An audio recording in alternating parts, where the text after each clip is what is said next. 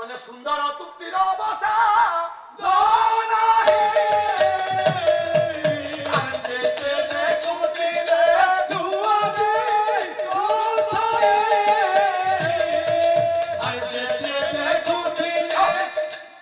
বারম্বার পণ্ডিতে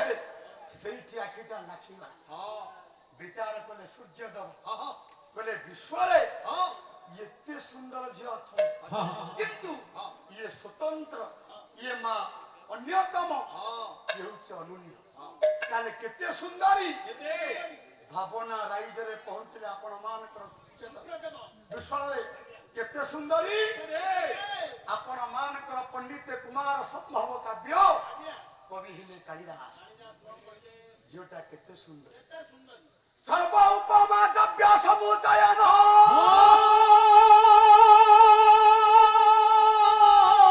তথা প্রদেশ বিনিবেশিতন নির্মিত বিশ্ব সুজা প্রস্তুত বেদ কৌস্তৌ সৌন্দর্য বিদ্রুক্ষয়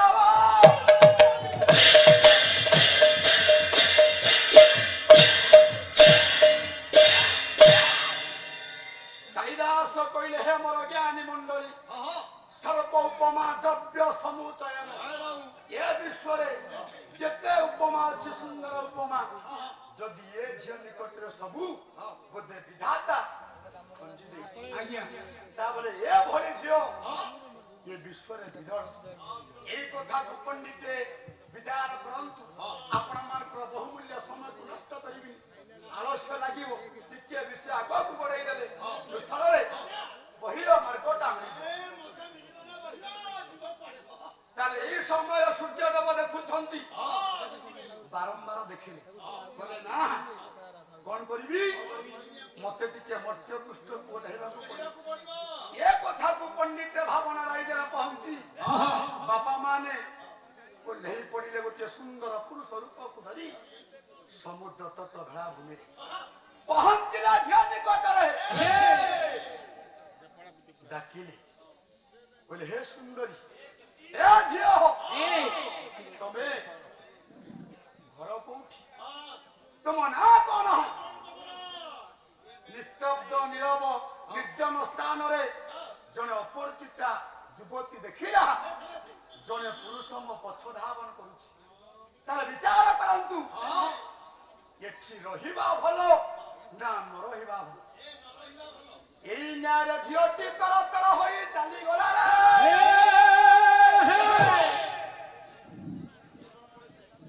ঝিওটি একাকিনী পণ্ডিতে রহিয়া পাই ভালো লাগিলানি না না সম্পর্ক নাই না হ্যাঁ বন্ধুতার পরিচয় নাই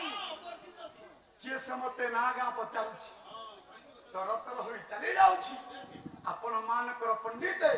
সূর্যদেব ডাকিলে বিশ্বরে পালা ওড়িশার বিদগ্ধ কলা পালা যে পালারে ছন্দ নাই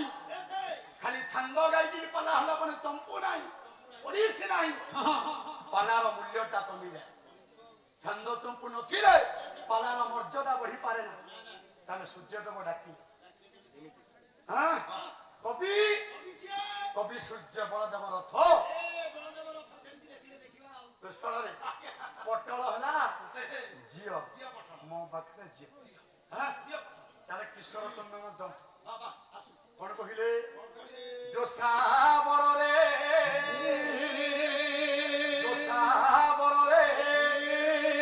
ଯଥାର୍ଥରେ ଜାଣ ମୁଁ ତ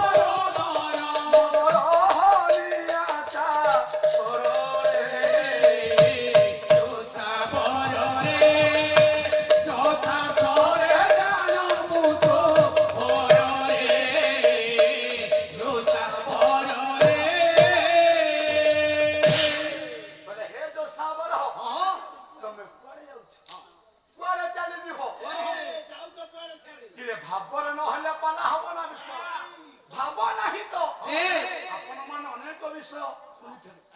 ଯେଉଁ ବିଷୟ ହଉ କାହା ପାଖରେ ଆଉ କୋଉ ବିଷୟ ଅଭାବ ନାହିଁ ମୋବାଇଲରେ ସବୁ ପାଲା ସେଠି ଆପଣ ପାଖରେ ପାଇ ଦେଖିବେ କିନ୍ତୁ ଭାବ ଦରକାର କହିଲେ ତମେ ଚାଲିଗଲେ ତମେ ମୋ ପାଇଁ ଯୋଗ୍ୟ ଯୋଷା ବରରେ ଯଥାର୍ଥରେ ଜାଣ ମୁଁ ତ ତମେ ମୋ ପାଇଁ ଜନ୍ମ ହେଇଛ ମୁଁ କେବଳ ତମ ପାଇଁ ଜନ୍ମ ହୋଇଛି ଆପଣ ମାନେ ବିଚାର କରନ୍ତୁ ବିଶ୍ୱର ପାଲା ସାହିତ୍ୟ ବଞ୍ଚିବାକୁ ହେଲେ ବାପା ପୁରାଣ ହେଲା ପୁରୁଣା କଥା ସବୁ ଲୁଚି ଯାଉଛି ଆଧୁନିକ ଟିକେ ଛୋଟା ରହିବା ଦରକାର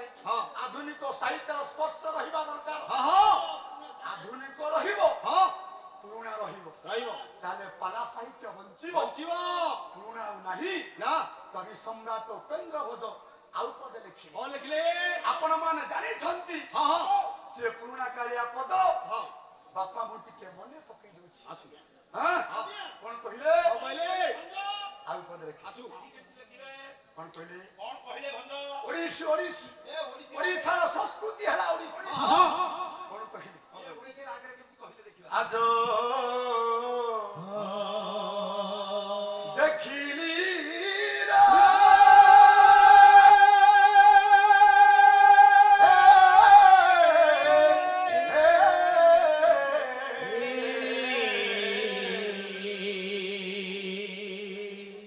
আরে নবীন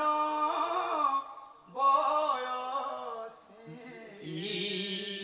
বাড়া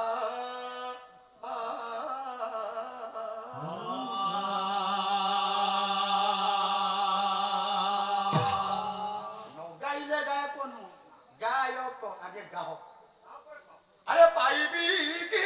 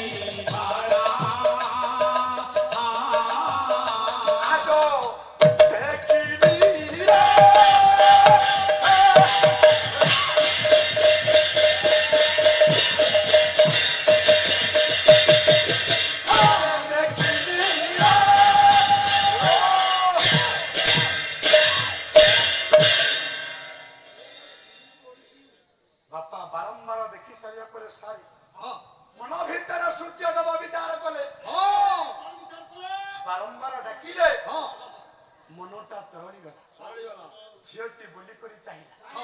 କିଏ ସତରେ କାହିଁକି ମୋ ପଛ ଧାବନ କରୁଛ ବାରମ୍ବାର ମତେ କାହିଁ ଇସରା ଦଉଛ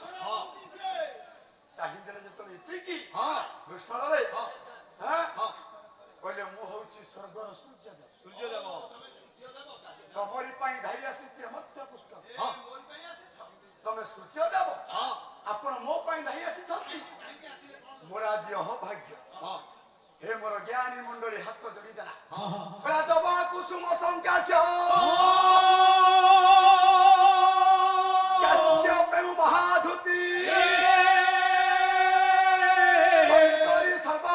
ଲଗ୍ନ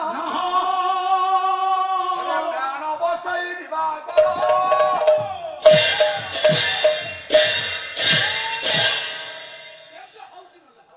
ତାହେଲେ ହେ ମୋର ଜ୍ଞାନୀ ମଣ୍ଡଳୀ ବିଚାର କରିବେ ଆପଣ ମାନେ ଦେଖନ୍ତୁ ନମସ୍କାର କରିଦେଲେ କହିଲା ମୋର ଆଜି ଅଭାଗ୍ୟ ରହିଥିବା ପଣ୍ଡିତ ଆକାଶରେ ଆଜି ମୋ ନିକଟରେ ସେଇ ବିଦ୍ୟମାନ ହେ ମୋର ବରଣ୍ୟ ସନ୍ଥ ସମାଜ ପାଦ ତଳେ ଯେତେବେଳେ ପଡିଗଲେ ସଙ୍ଗେ ସଙ୍ଗେ ସୂର୍ଯ୍ୟ ଦେବ ଭାବନା ରାଇଜରେ ଥିଲେ ଆଲିଙ୍ଗନ କରି ଯୁବତୀକୁ କୋଳେଇ ନେଲେ ଯେତେବେଳେ ଆଲିଙ୍ଗନ କରିଦେଲେ ବାପା ମନ ସହିତ ମନଟା ମିଶି ଯାଇଛି ଦେହ ସହିତ ଦେହ ମିଶି ଯାଇଛି ସମୟ ବେଶୀ ନେବେନି ସୂର୍ଯ୍ୟଙ୍କର ଅମୋଘ ବ୍ରହ୍ମରେ ସୁନ୍ଦରୀ ଯୁବତୀ ଗର୍ଭରୁ ନବଜାତ କନ୍ୟାଟିଏ ଜନ୍ମ ହେଲା ଦେହ ସହିତ ଦେହ ମିଶିବା ପରେ ପୁରୁଷର ଚରିତାର୍ଥ ହେଇଯାଇଛି ଶରୀର ସୂର୍ଯ୍ୟଙ୍କର ଅମୋଘ ବ୍ରହ୍ମରୁ ନବଜାତ କନ୍ୟାଟିଏ ଜନ୍ମ ହୋଇଛି ହେ ବାପା କୁଆ କୁଆ ହୋଇ କାନ୍ଦୁଛି ଏହି ସମୟରେ ଜଣେ ଜ୍ଞାନୀ ଜଣେ ମାନି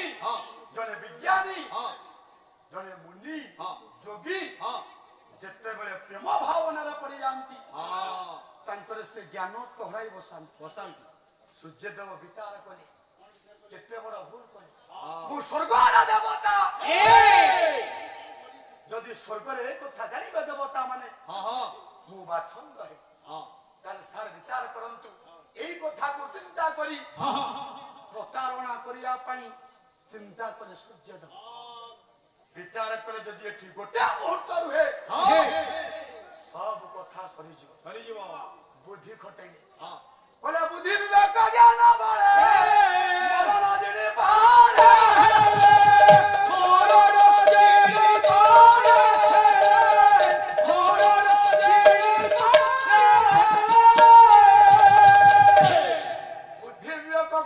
ସୂର୍ଯ୍ୟଦେବ କହିଲେ ଯଦି ସ୍ୱର୍ଗରେ ବାଛନ୍ଦ ହେବି ମୁଁ ମଲା ସହିତ ସମାନ ମତେ ସମସ୍ତେ ପ୍ରତାରଣା କରିବେ ଏ ସ୍ଥାନରୁ ଯଥାଶୀଘ୍ର ପଳାୟନ କରିବାକୁ ପଡିବ ଏଇ ନ୍ୟାୟ ପଣ୍ଡିତ ଯେତେବେଳେ ସୂର୍ଯ୍ୟଦେବ ଯିବା ପାଇଁ ଉଦ୍ୟତ ହେଲେ ଛିଡା ହେଲା ପଣ୍ଡିତ ସୁନ୍ଦରୀ ଯୁବତୀଟି ଆପଣ କୁଆଡେ ଯିବେ ମୋ ବାସସ୍ଥାନକୁ ମୁଁ ଯିବି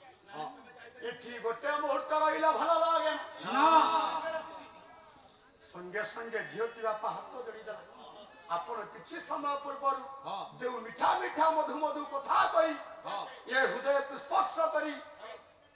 ନାରୀର ସମସ୍ତ ସମ୍ପଦକୁ ଲୁଣ୍ଠନ କରିନେଲେ ଆଜି କୁଆଡେ ପଳେଇବି ଆପଣ ଯୁଆଡେ ଯାଆନ୍ତୁ ତମେ ମୋ ହୃଦୟର ଦେବତା ହୃଦୟର ସାଥୀ ଆଜି ଠାରୁ ତମ ପଛ ଅନୁଧ୍ୟାନ କରିବା ମୋର ହେଲା କର୍ତ୍ତବ୍ୟ ଏବେ ତୁମେ ହେଲେ ଯଦି ମୁହିଁ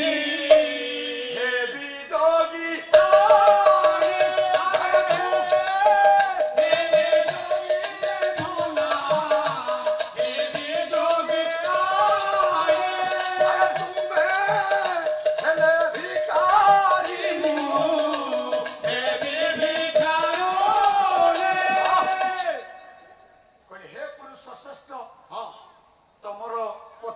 ଅନୁଧ୍ୟାନ କରିବା ମୋର ହେଲା କର୍ତ୍ତବ୍ୟ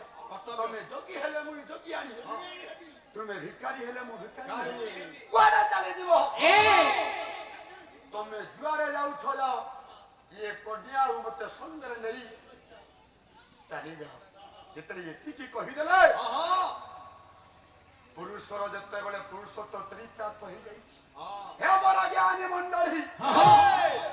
ସୁଖ ଟିକେ ସରିଗଲା ପରେ ଆଉ କିଛି ମନ ନାହିଁ ବିଷୟରେ କହିଲେ ନାହିଁ ଆଜିକାଲି ଏ ଯୁଗରେ এইভଳି ସମୟ ପହଞ୍ଚିବ ଅଳ୍ପ କେଇଟା ସମୟରେ ଗୋଟିଏ ଝିଅ ସହିତ ଗୋଟିଏ ପୁରୁଷର ପଣ୍ଡିତ ମିଳନ ହୋଇ ନବଜାତ ଶିଶୁ କନ୍ୟାଟିଏ ଜନ୍ମ ହେଲା